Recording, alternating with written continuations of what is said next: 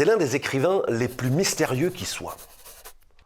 On ne connaît avec certitude ni sa date de naissance, ni son lieu de naissance, ni sa nationalité, ni même sa véritable identité.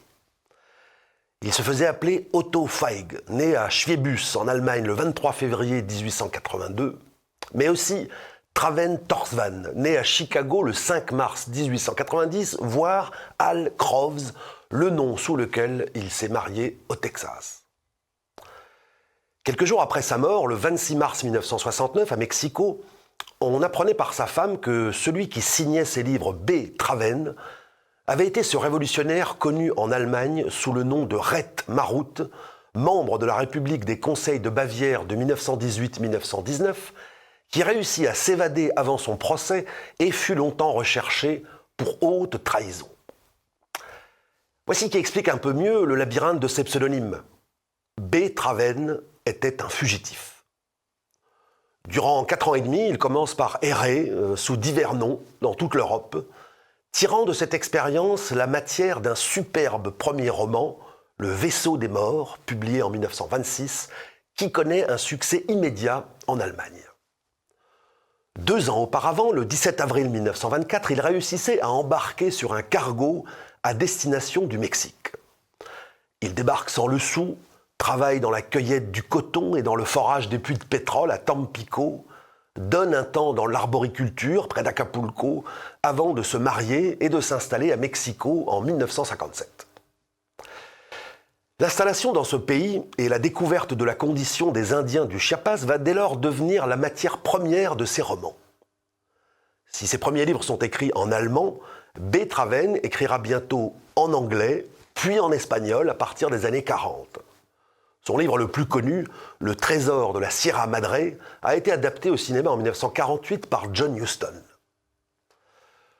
En 1929, il publie Rosa Blanca, un roman qui se déroule au nord de l'État de Veracruz dans les années 1920. Rosa Blanca est le nom d'une petite hacienda, une exploitation agricole, où vivent une 60aine de familles indiennes.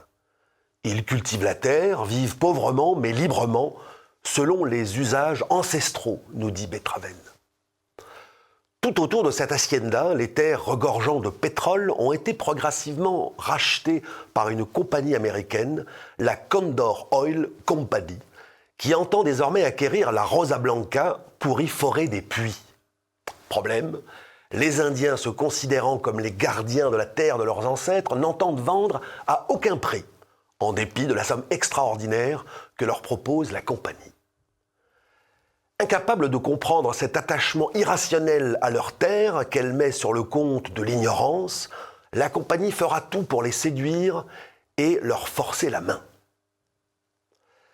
Rosa Blanca est un roman tout sauf manichéen. Mr. Collins, le président de la Condor Oil Company, n'est pas exactement un salaud.